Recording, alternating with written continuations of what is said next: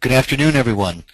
This is Joe Rodriguez, the State Long-Term Care Ombudsman at the California Department of Aging. Welcome to our webinar on abuse reporting requirement changes under Assembly Bill 40. We're pleased to have with us today Ryan Cousins, a Deputy District Attorney with the Yolo County District Attorney's Office, Lisa Coleman, Executive Director of the California Long-Term Care Ombudsman Association, and all of you, of course, joining us on this webinar. The webinar is being recorded, and I'd like to start off by thanking, first of all, Erin Martinelli with the California District Attorneys Association for helping us get the word out to local law enforcement, including district attorneys, about the changes in mandated reporting. Thanks for all of your help, Erin. I'd also like to thank Lisa Coleman from the California Long-Term Care Ombudsman Association for her work in organizing the webinars and developing the mandated reporter flowchart, which we'll be going over a little bit later. We will be taking questions during the webinar. If you can type your questions into the chat box, we'll make time at the end of the webinar to get to as many questions as we can. And at this point, I'd like to turn it over to Ryan Cousins. Good afternoon, everyone. My name is Ryan Cousins. I'm a Deputy District Attorney with Yolo County. I think I'm hearing an echo in my microphone.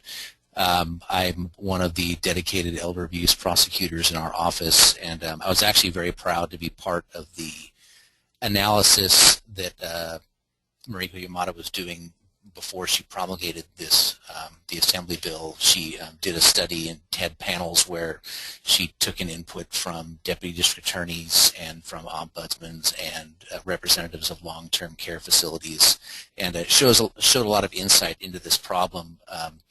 Joseph, if you could go to the first slide. And this slide these slides were created by Joseph, incidentally, and did a great job summarizing the changes in the law. So the first slide describes the problem. Until 2013, elder and dependent adult abuse occurring in long-term care facilities was reported to local long-term care ombudsman or the local law enforcement agency, but the confidentiality requirements prohibit ombudsman cross-reporting crimes to law enforcement without the victim's consent or a court order. Now, for those of you that are unfamiliar with the perils that face us as deputy district attorneys, one of the problems that we face with elder abuse cases and domestic violence cases are that very often the abusers of the victim are close to them, and so that creates all sorts of conflicts. Victims are reluctant to report things to law enforcement, or if they do, then they later change their mind because of family pressure and so forth. For elders in long-term care facilities, that problem is exacerbated because, of course, the elder is typically in the long-term care facility because they have reduced mobility, they have reduced ability to take care of themselves, and so they have that feeling of helplessness. And the only people that have absolute control over their lives are abusing them. So it made the problem even worse and made them even more reluctant to report things. Usually reports would have to come through family members. And so that, leaving it simply, the confidentiality completely in the hands of a victim, obviously hamstrings law enforcement and prevents us from being able to investigate these cases. And of course, in elder abuse cases, as we do with domestic violence cases and so forth, one benefit of sort of not having the victim in the loop is when prosecution goes forward, it's not driven by the victim. The victim can face their family members or the people that are accused of abusing them and either say, or it's obvious that they are not the driving force behind the prosecution. But without the changes, then this is something that doesn't even give us an opportunity. I remember I stated at the earlier panels and was telling Joseph today that we get in our county very, very, very few reports from long-term care facilities for elder abuse. I can think of one in the past 3 years. And I believe this is the problem. I mean, there's too many people in the facilities, and it's too easy to neglect them to have that be accurate that there is no abuse going on. It is my thought that abuse is going on. Before I go on, was there any comments that you wanted to make, Joseph? Joseph? No, Ryan, I think, yes. Yes, Ryan. No, I think you've painted the picture accurately. Ombudsmen, up until this year, were conflicted in their their role as investigators of abuse and neglect because of the confidentiality requirements that are in the older Americans Act. We cannot disclose the identity of residents to other agencies without that resident's explicit permission or consent, or the consent of that person's legal representative. And the rationale behind AB 40 was to come up with a way of addressing that confidentiality issue in the law. Okay. If you can go to the next slide. Okay. So this data is consistent with what we talked about during the panels, that, and this would be expected, that 3/4 of victims did not consent to disclose their identities for the reasons that I just stated. Lots of laws, even Marcy's law, are designed with the best of intentions to protect victims by protecting their confidentiality, and the laws that protect these things are well intended, but they end up actually hurting investigations and hurting the victims in the long term. And I agree with the statement that local law enforcement may not have been able to investigate criminal abuse in long-term care. One moment. So that's basically the backdrop. Those are the types of issues that we described at the panels with Mariko Yamada. I know present were lobbyists from long-term care groups that disapproved, in my mind, of efforts that we were making to change the law. Everyone gripes about further reporting requirements, and of course being placed in a position of great trust, having custody and care over helpless people, I believe prompted Mariko Yamada to advocate for this change that she accomplished. So that pretty much sets the backdrop, Joseph, but I can certainly continue to chime in if you have questions. Thank you, Ryan. I think we'll move on right now, and then if people have questions, please again enter them into the chat box, and we will have them fielded by the appropriate panelist today. Mm-hmm. So let's look at what AB 40 actually did. Well, Assembly Bill 40, which went into effect on January 1st, 2013, implements a new reporting scheme for mandated reporters to report physical abuse that occurs in long-term care facilities. The initial reporting of some types of physical abuse must be reported now directly to local law enforcement. And there are attempts to align reporting requirements here in California with requirements for skilled nursing facilities under the Elder Justice Act. Shortly before AB 40 was introduced, Congress passed and the President signed into law the Affordable Care Act, which included provisions for the Elder Justice Act.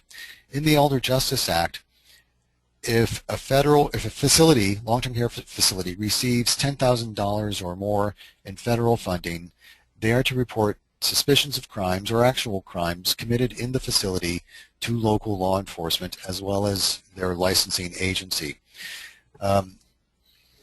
As AB 40 was making its way through the legislative process, both the Centers for Medicare and Medicaid Services and the California Department of Public Health issued guidance to long-term care facilities on their reporting requirements in the Elder Justice Act.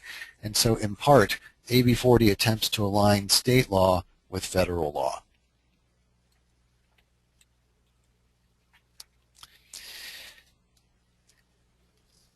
Abuse occurring in a long-term care facility has traditionally been the jurisdiction of either the local long-term care ombudsman program or local law enforcement. Mandated reporters had an option that if you worked in a SNF, skilled nursing facility, a residential care facility for the elderly, an adult residential facility, an intermediate care facility, an adult day program, or a congregate living health facility, mandated reporters had the option of reporting abuse to either local law enforcement or the local long-term care ombudsman program.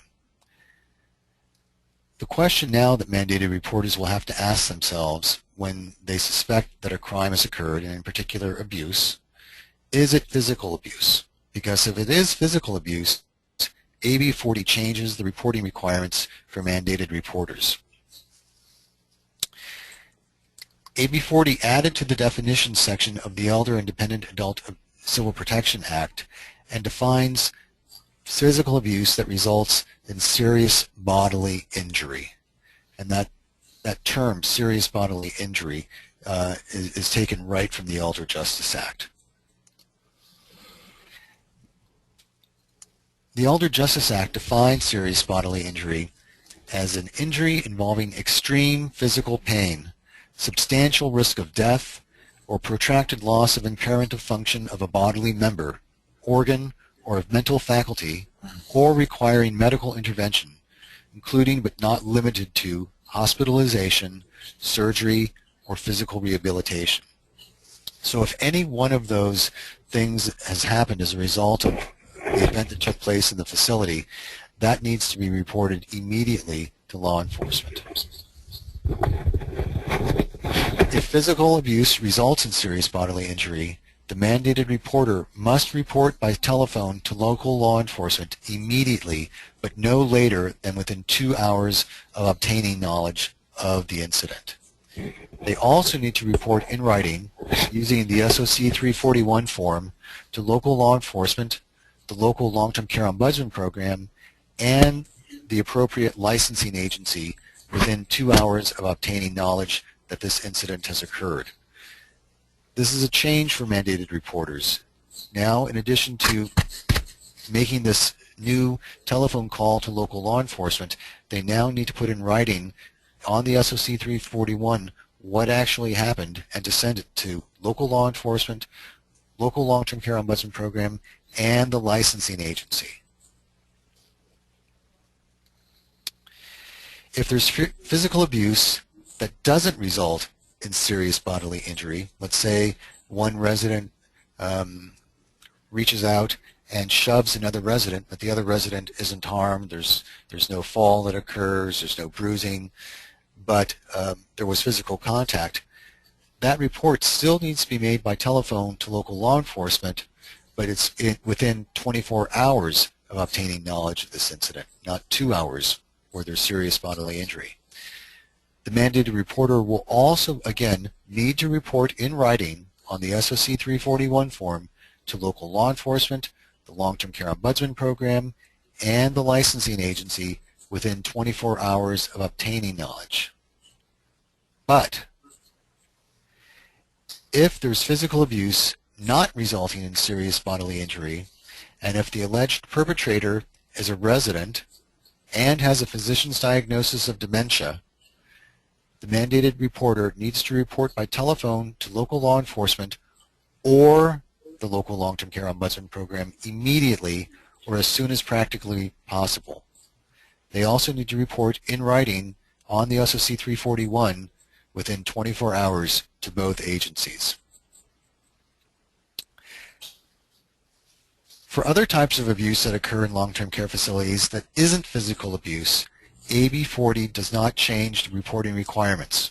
Mandated reporters still have the option to report by telephone to local law enforcement or the local long-term care ombudsman program immediately or as soon as practicably possible. And they also need to report in writing on the SOC 341 form within 2 working days.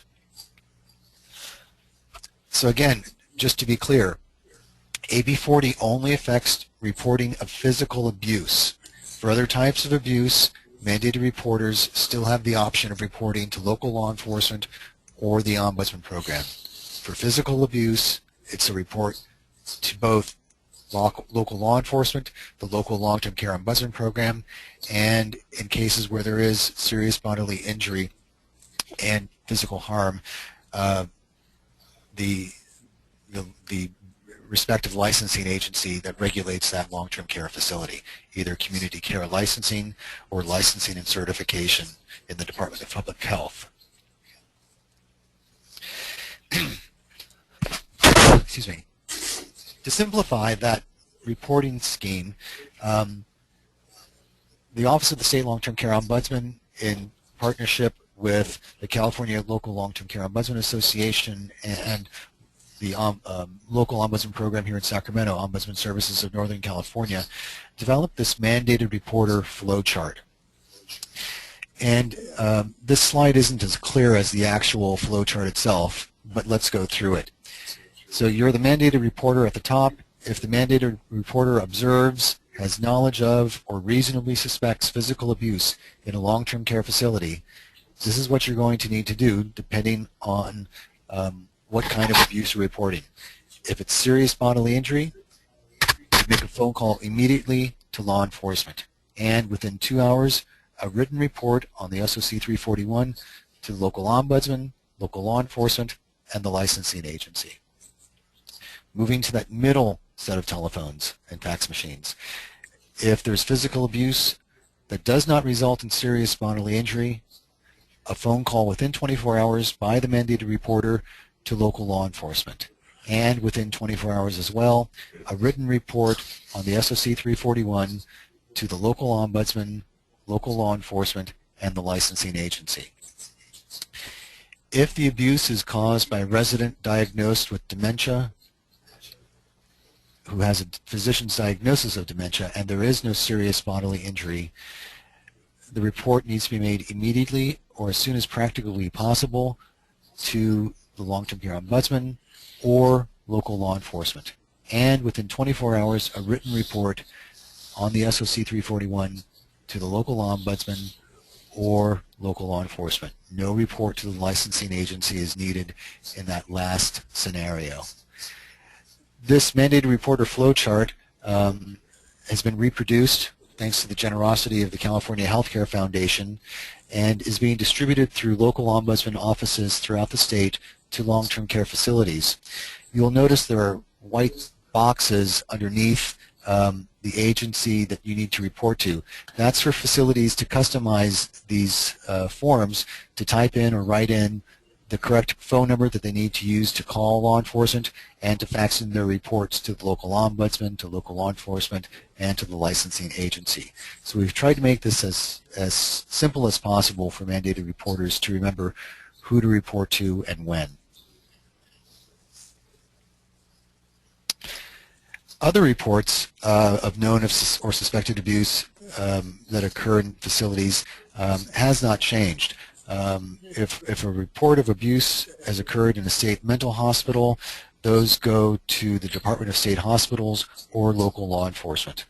If a report of known or suspected abuse in state developmental hospitals and centers occurs, those reports should be sent to the Department of Developmental Services or local law enforcement. That has not changed. Abuse occurring outside of any of the defined facilities, again, remains unchanged. Mandated reporters can send those reports to either Adult Protective Services or local law enforcement. At this time, I'd like to turn the webinar over to Lisa Coleman from the California Long-Term Care Ombudsman Association, and Lisa's going to talk to us about cross-reporting these reports of abuse.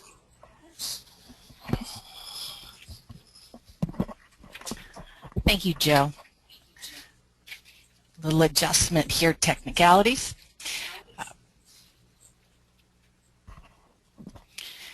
I want to thank Joe Rodriguez and the State Ombudsman Office and Ryan Cousins for his participation. We're very excited here with CalCOA to participate in this webinar. A little bit of background for our law enforcement attendees. You know, the Ombudsman program is a federally mandated program. We are a part of the Older American Act. There are 35 licensed or 35 long-term care ombudsman programs throughout the state with just under about 900 field ombudsmen. Now, these field ombudsmen, while they are trained locally, I do like to point out that these are certified by the state field ombudsman. They are I'm sorry, there's some background noise that's distracting.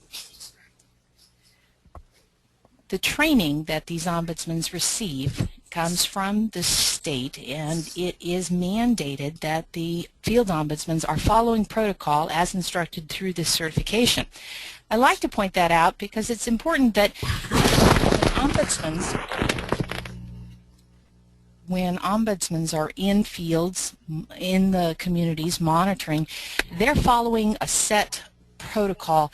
These are not just their opinions or their preferences, they are following a mandate.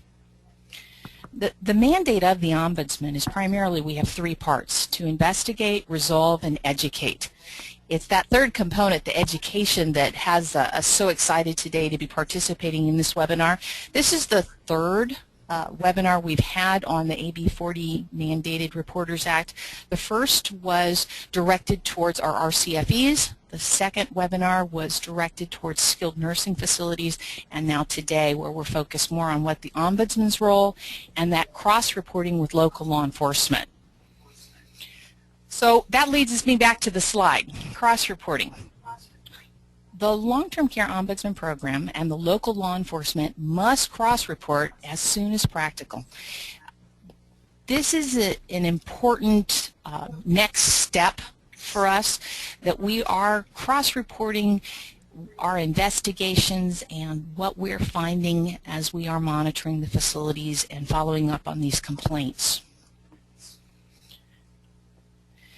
So these are the different agencies that we can cross-report with. So the Ombudsman's role, working with local law enforcement to create protocols for responding to abuse that are received by both parties. So the facility where this alleged abuse occurs is going to be sending an SOC 341 to law enforcement, to the Ombudsman, and also to the licensing agency that governs that particular facility.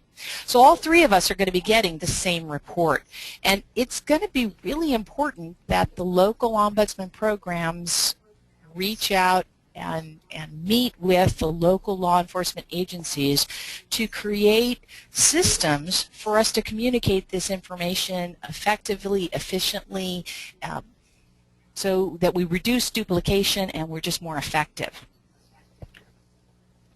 The State Ombudsman's Office has created a Memorandum of Understanding template, which is really very effective and helpful to spell out what the Ombudsman's role is and how we can best work with law enforcement. We have also created a transmittal cover sheet, a fax cover sheet that can be very helpful.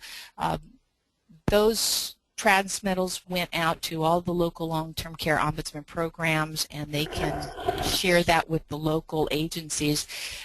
They are designed to be filled with local information. It basically says if the local law enforcement agency has received this complaint and they're having a choice, are they going to investigate, and if so, the name and the contact information of the officer. And if they're not going to investigate, that's good information for the local program to know as well. So the Ombudsman's role. So, as an Ombudsman, we investigate, we resolve, and we educate. So when we're looking at this, this definition of the Ombudsman's role, the investigation is the determination of the validity of the report. That's when we are doing our work to find out the facts revolving the complaint. And then resolution, the further action as necessary. As an ombudsman, I would not feel comfortable ever telling a police officer that I didn't think they should investigate something. I think that's beyond my scope of authority. But I am very comfortable in saying it is within my scope of authority to investigate and then to share my findings. And I believe that the findings, especially when we're talking about complaints that revolve around residents that have a diagnosis of dementia, that it's going to be vital that the Ombudsman share their resolution, because in most situations that resolution is going to be better care planning, maybe it's going to be staff training or retraining, or any of a myriad of other options that the Ombudsman has to work with the facility to help resolve these issues where it's really maybe not criminal in nature. Again, I don't feel comfortable telling a police officer not to investigate something, but it is our mandate to resolve at the lowest level possible, and I know the facilities are very concerned about having uniformed police officers going through their memory care facilities and the kind of drama that can be associated with that. So I think the Ombudsman is most often the best suited to resolve. This slide goes back to explaining again that how the Ombudsman's hands are tied when a resident withdraws consent. And I just want to kind of reiterate that for our law enforcement officers, that once we've lost that consent, the Ombudsman's role is tied. And so that's where we are happy to have this cross-reporting, so that in those incidences where it is appropriate to have law enforcement doing a criminal investigation, you have the information that we have, and we can keep each other up to speed. Okay, so this is again just going over the confidentiality, and that we can't disclose confidential information without the consent of the resident or their legal responsible party. And now I'm going to turn it back over to Joe, because I can see that there are a bunch of questions that people have had. Thank you, Lisa. I wanted, before we start taking questions, I wanted to again highlight something that Lisa mentioned in one of the earlier slides about coordination with local law enforcement and local ombudsman programs. AB 40, the law, actually says when a local law enforcement agency receives an initial report of suspected abuse in a long-term care facility pursuant to this subparagraph, the local law enforcement agency may coordinate efforts with the local ombudsman to provide the most immediate and appropriate response warranted to investigate the mandated report. The local ombudsman and local law enforcement agencies may collaborate to develop protocols to implement this paragraph. At our fall training conference for local long-term care ombudsman program coordinators, we released a model MOU that Lisa referenced for long-term care ombudsman agencies to enter into with local law enforcement agencies, specific to receipt and investigation of these mandated reports of abuse. We also developed a cover letter that local long-term care ombudsmen could use to send to their chiefs of police and sheriffs in their communities to broach the subject of the need for collaboration and coordination on these reports of abuse. And so to our law enforcement friends who are on the webinar today, if your local long-term care ombudsman program has not yet reached out to you, don't be surprised to be getting a phone call or a letter requesting a meeting to talk about how you're going to handle these reports of abuse in your community. We also wanted to point out as well that in some of these cases where there is serious bodily injury and there is willful abuse that's occurred, it is appropriate for law enforcement to be involved because a crime has been committed. In situations where a resident who has a physician's diagnosis of dementia and is acting out in a way that is harmful or hurtful to himself or to others in the facility, but that individual doesn't have the ability to willfully intend to commit abuse, but rather is manifesting symptoms of his disease, it may be a more appropriate care plan issue that's addressed by the local ombudsman with the facility and with the family of the resident. Facilities have a responsibility to help residents with the management of behaviors as a result of their disease, and it's not necessarily a crime that's been committed. Of course, we're certainly concerned if anyone gets hurt as a result of an outburst, but it perhaps is a more appropriate time for the local ombudsman program to be involved. And so this cover sheet that Lisa mentioned will really be helpful to local long-term care ombudsman programs in determining what law enforcement's response to the report of physical abuse that they've received is going to be. It's helpful for us to know if you're going out on the case, if you're going to defer it to the local ombudsman program, if we need to do this together. we just need to know who's going to be on first so that we're providing a coordinated response and an appropriate response, and that we're not stepping on each other's toes in responding to these reports of physical abuse. One of the other things that Lisa mentioned earlier as well is the need for cross-reporting. And as a result of legislation that was passed several years ago, AB 2100 by then Assemblymember Wolk, California law now requires ombudsmen to cross-report known or suspected physical and financial abuse to district attorneys. Again, we can only do that when we have the consent of the resident or the resident's legal representative to disclose that identity of that resident and that information. But this is another opportunity for local law enforcement and the district attorneys in particular to get involved in these cases. Okay, I think at this time we'll take questions, and I'll look at the question box here and defer to perhaps one of my other colleagues on the call today to address.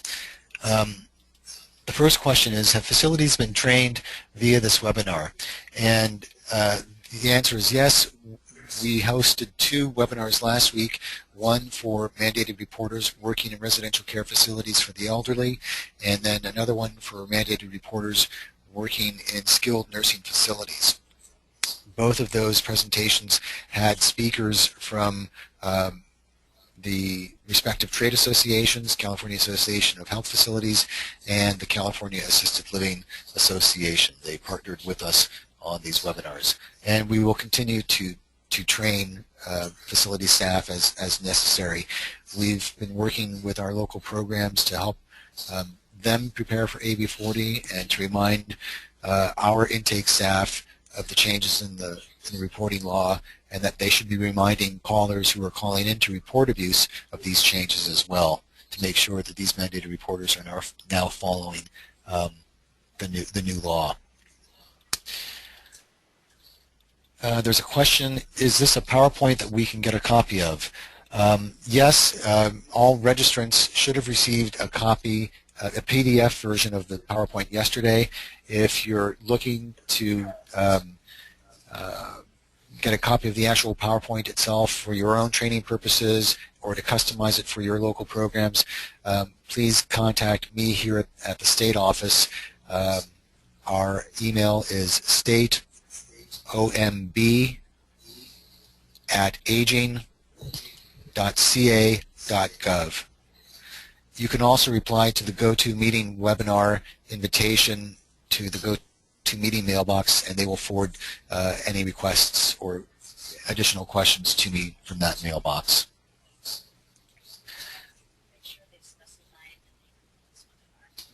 Yes, and please specify if you are requesting the slides for this webinar that you reference the webinar that was held today on January 16th. Question from the audience, are there changes to Ombudsman requirements for cross-reporting? And no, there are no changes in cross-reporting requirements for the local long-term care Ombudsman program. The previous cross-reporting requirements that were in the Welfare and Institutions Code prior to AB 40 were not changed. Next question. If local programs have a MOU with law enforcement, can it give Ombudsman authority to meet law enforcement's responsibility to cross-report to licensing?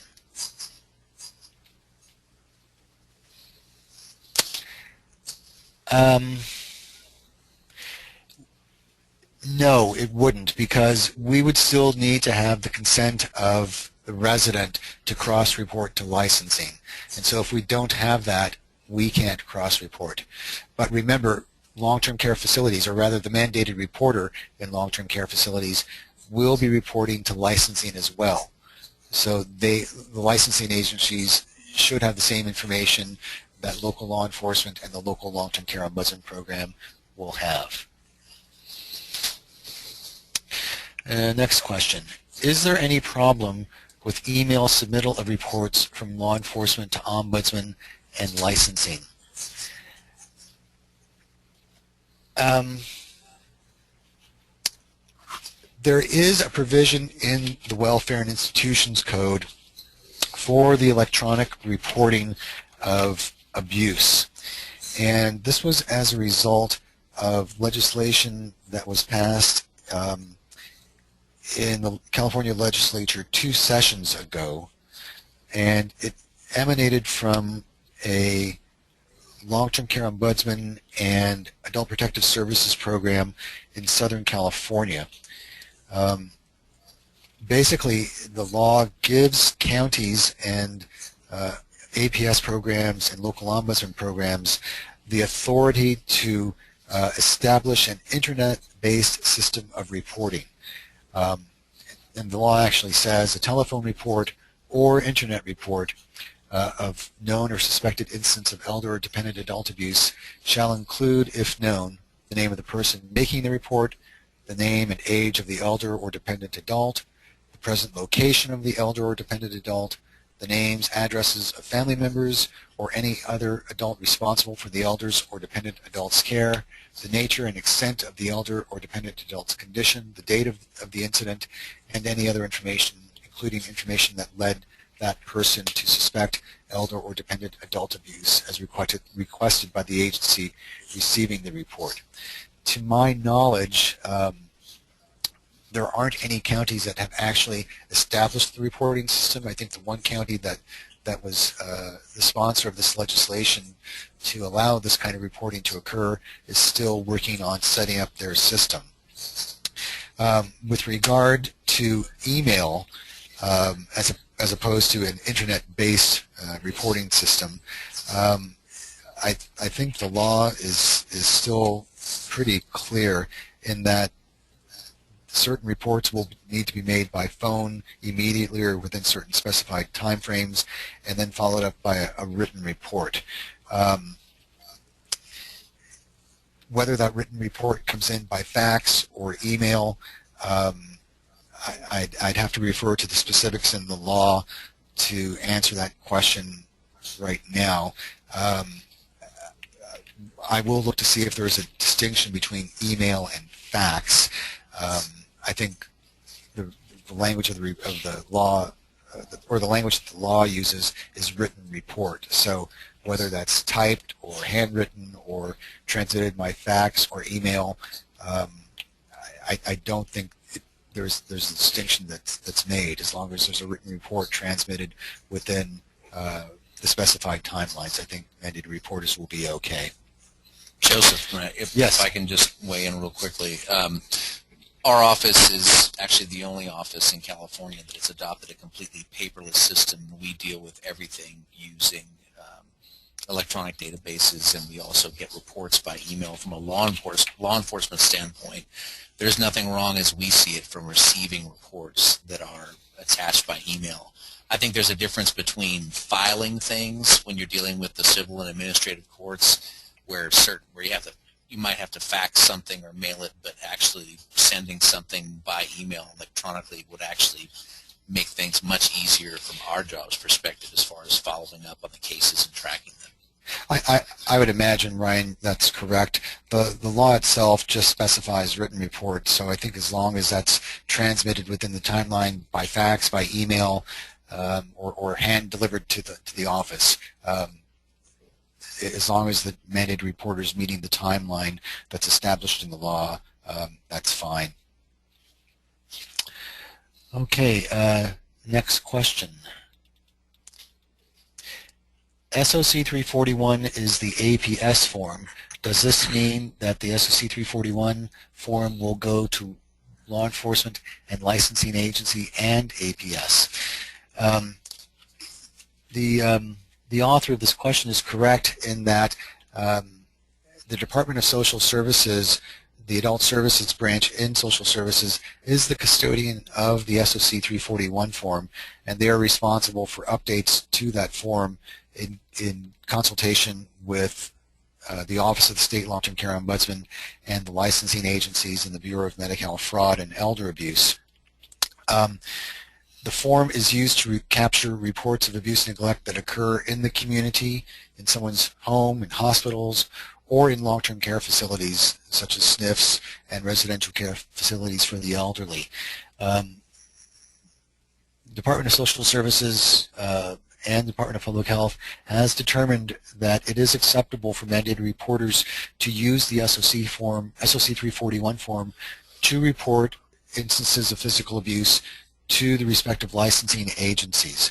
So if you're a mandated reporter working in a long-term care facility, you would use that SOC 341 form to report to law enforcement, the Ombudsman, and the licensing agency, but not Adult Protective Services. Adult Protective Services does not have jurisdiction to investigate reports of abuse and neglect that occur in long-term care facilities.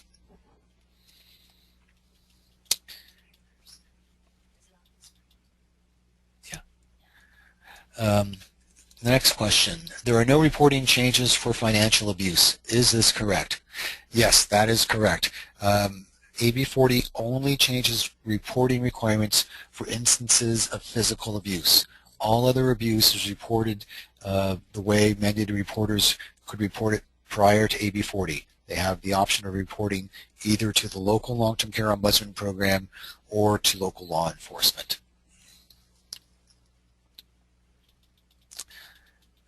The next question. Is there a need for the Ombudsman to coordinate with law enforcement for consistency of reporting or coordination of actions? We believe it's important that on each case that we receive, that we know the law enforcement has also received, that there be coordination between the two agencies to at least determine which agency would have primary responsibility for investigating the complaint and going out to the facility to talk to the resident and the reporter and other witnesses. So from our perspective, we hope that there is coordination with local law enforcement. I think the law speaks to the need to coordinate efforts to provide the most immediate and appropriate response for residents. And so we would expect that kind of coordination to exist. So that's why we encourage local long-term care ombudsman programs to make contact with their chiefs of police and sheriffs to get the ball rolling on this MOU that we've developed. We think that's going to be an important tool that will facilitate communication between our two agencies. Okay, the next question. When law enforcement receives a report from a mandated reporter regarding physical abuse, is law enforcement required to respond and investigate? Do they have the option to investigate, or can they forward it to the long-term care ombudsman program for investigation? I think I might defer to Ryan on this response. Ryan, what's your take on this? Well, I mean, technically, law enforcement, obviously part of their job description is the investigation of crimes, but as far as having a legal requirement to investigate any particular crime, like a mandate that you shall investigate such and such a case, there isn't a such thing. That's the best way that I can describe it. They would clearly be, if there were reports of elder abuse that would just simply be disregarded, then that wouldn't be acceptable, but it's not required. It's not required by law. Law enforcement is allowed discretion under a number of circumstances to either pursue or not pursue a particular case. And the same thing with the district attorney, although the same reasoning would apply. I mean, you know, a district attorney's office that wasn't following up on cases and at least making charging decisions wouldn't be doing a very satisfactory job. Thank you, Ryan. I think I'd agree with that.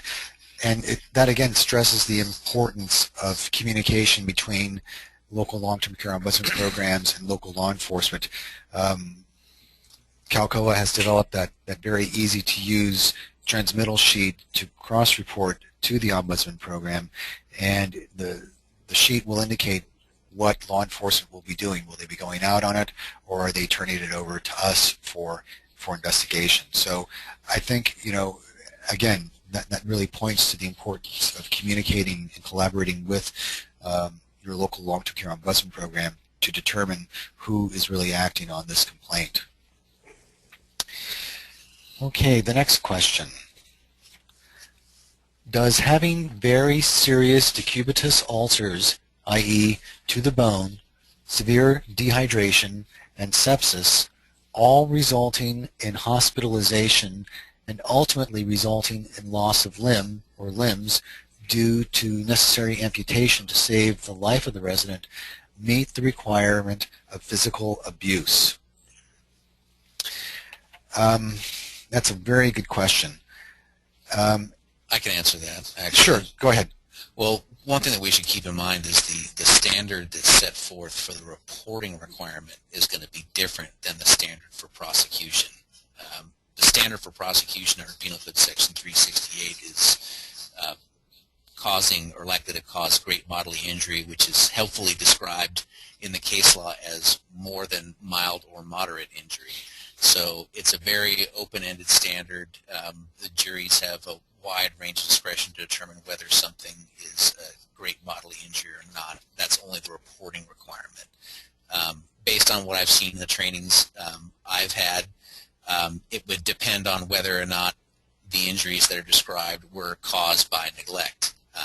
Based on what I've seen here, it would seem like it would meet a definition of great bodily injury. At least I would have no difficulty going forward on something like that. Thank you, Ryan. I think from the Ombudsman perspective, certainly when we see neglectful situations like this, for our reporting system, we do have a specific complaint code that deals with gross neglect. Neglect that is so neglectful, so gross that you can, see a stage 3, stage 4 pressure ulcer that clearly is not being attended to, and that the resident is experiencing effects because of the lack of attention to this wound. I would go ahead and report that to both law enforcement and the local long-term care ombudsman program. I think it would meet the requirement of serious bodily injury. Okay, next question. Will we get a copy of the FAQs from the webinars to be addressed at the end of the webinar? Yes, I think we can do that. The recordings will be made available, posted on our website. The other two are on the websites of the other associations, but we can go through the webinars and type up the FAQs and get them out to all the participants that were on the webinars. So good suggestion, thank you. Next question. Is there a penalty for mandated reporters who fail to meet the reporting requirement of the written report in 2 hours? Are the penalties the same as WIC 15630, and how will this be enforced? There are penalties for failure to report or impeding reports, as the author of this question mentioned. Those penalties have not changed as a result of AB 40. The same penalties would apply to individuals who fail to report or who don't meet deadlines specified in the law for reporting.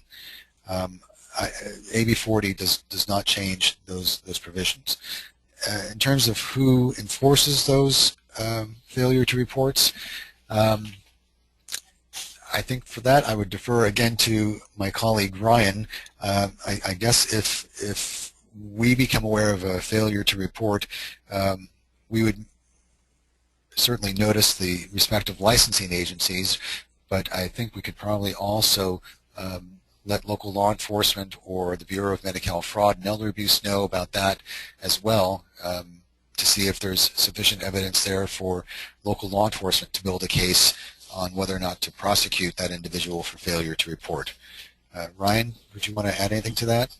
Well, something can always be referred to local law enforcement for review. I mean, we receive cases all the time. People make a big deal about charging recommendations, but we sort of review everything anew when it arrives on our doorstep, so cases can always be submitted to us for review. Okay, very good.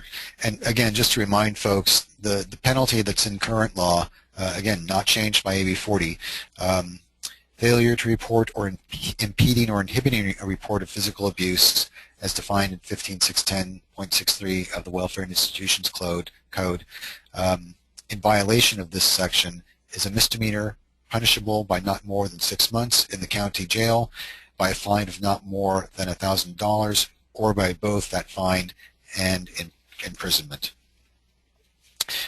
If the abuse resulted in great bodily injury or death, that fine can be no more than $5,000, or both fine and imprisonment in the county jail for 6 months. Okay, next question. Have local law enforcement been made aware of these changes? Hopefully, as a result of this webinar and introductions from local long-term care ombudsman programs, law enforcement is getting the word about these changes as a result of AB 40. I know the Attorney General's office does plan on sending out a communication to all local law enforcement about the changes in mandated reporting requirements as a result of AB 40, and I believe that guidance is coming out sometime in the near future. Next question. Is a long-term care ombudsman a mandated reporter under both federal and California definitions?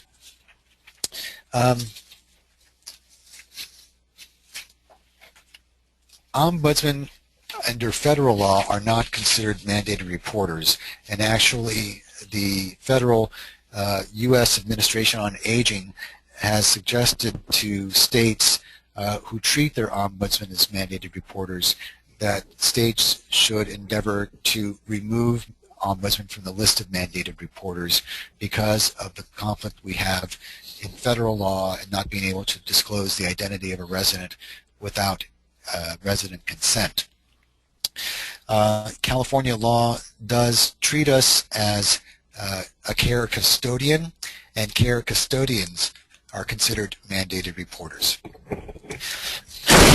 If an ombudsman actually witnesses abuse occurring, the ombudsman may cross-report that or report that to law enforcement or licensing, but that's the only exception to this rule. If we are investigating a report made to us from an individual, a mandated reporter, a resident, a family member, or anyone else, we must have the resident's consent to disclose their identity and cross-report. And again, the only exception to that is if the ombudsman directly observes or witnesses the abuse occurring. Next question. Where do we refer facilities? We have found a few of them claim they are not aware of the changes in the mandated reporting law. You can refer them to the actual law itself. Assembly Rule 40 is chaptered. It's section 15.610 and following of the Welfare and Institutions Code. You can refer them to their respective trade associations who are also involved in educating their members about the changes in the law, or you can refer them to the respective licensing agency. The California Department of Public Health released on December 19th an all-facility letter that explains the revised mandated reporting schema under the Elder Abuse Independent Adult Civil Protection Act. I know Community Care Licensing in the Department of Social Services, the entity that licenses residential care facilities, is also going to be sending out guidance to their licensed facilities as well. There was an audience question, what is BMFEA? Sorry about that. Sometimes we get lost in a sea of acronyms. BMFEA stands for the Bureau of Medi-Cal Fraud and Elder Abuse within the Department of Justice in the Attorney General's office. And the Bureau is an agency that we can cross-report certain types of abuse to. Audience question again. If a resident in a SNF tells me another resident with severe dementia was abused, and as an ombudsman I cannot get a release, I understand I cannot investigate. However, can I then cross-report the complaint and to what agencies? If you receive a report from another resident that another resident in the facility with severe dementia was abused, you can certainly investigate that report to determine what happened, but you might not be able to get consent from that individual who was abused to disclose their identity. As Ombudsman, we have the option of trying to obtain consent from a surrogate decision maker, a legal representative for that resident if there is one. If there isn't, you can cross-report what you believe occurred to the appropriate licensing agency, redacting the name of that resident and any identifying information. That isn't always very helpful to the licensing agency, but that's pretty much the extent of what we can do at this point in time with those types of cases. You can also try, as you know, to see if other residents in the building are experiencing that same abuse from that particular caregiver or individual, and try and obtain consent from that person to report to law enforcement and to licensing. We've got about 5 minutes left, so we'll take a few more questions. This is an unfunded mandate for the Ombudsman program. How are local Ombudsman programs able to address these issues without any state or federal funding? When the Ombudsman program first inherited this responsibility back in 1986, it did come without any additional funding for the program.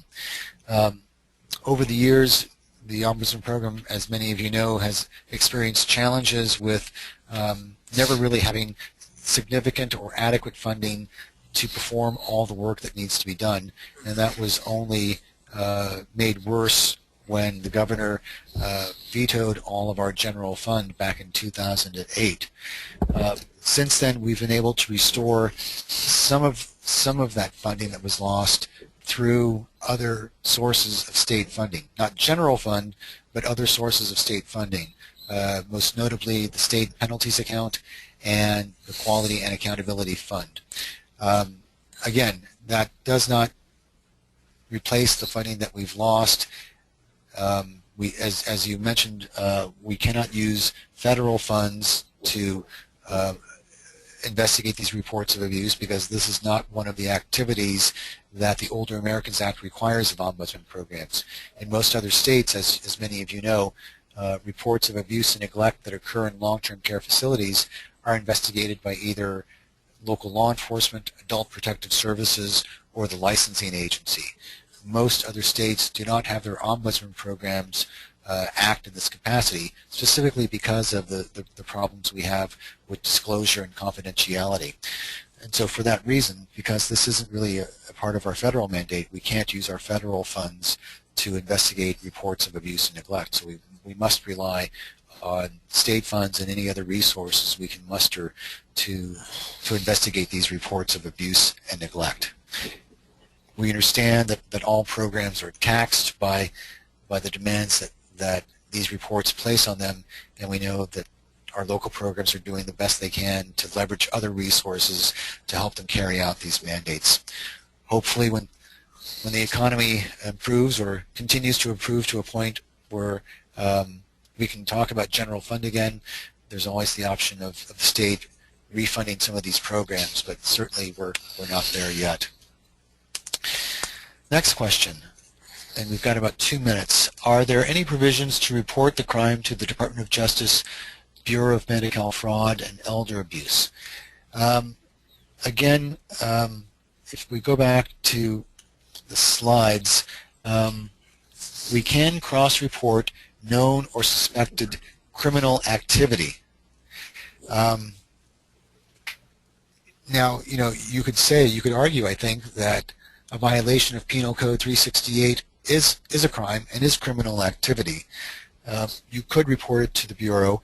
I know the Bureau's resources are limited as well, and they may not be able to respond to every report that is cross-reported to them, but that is another option for folks. And I think we'll take one last question. The new law still leaves in place the problem of victim anonymity, correct? Yes, that is correct. Victims can be anonymous. The reporter can also claim anonymity and confidentiality. AB 40 did not change any of those provisions. Okay, I know we had some other questions here that we're not going to be able to get to today, but we will collect these and include them in the FAQ that we will generate as a result of these webinars. And, excuse me, we'll try to get those out in the next couple of weeks to all persons who registered for the webinar. I'd like, again, to thank Ryan Cousins from Yolo County District Attorney, Lisa Coleman from CalCOA, the Long-Term Care Ombudsman Association, Aaron Martinelli with the California District Attorneys Association, California Healthcare Foundation for their support of this project, and again, all of you who are responding to these reports of abuse and neglect, whether you're an ombudsman, whether you're local law enforcement or a district attorney. Thank you for all that you do to help protect frail and vulnerable elders and persons with disabilities who live in our state's long-term care facilities. I think with this legislation now in place, we're going to be able to better protect those folks. So again, thank you for your time this afternoon, and enjoy the rest of your afternoon.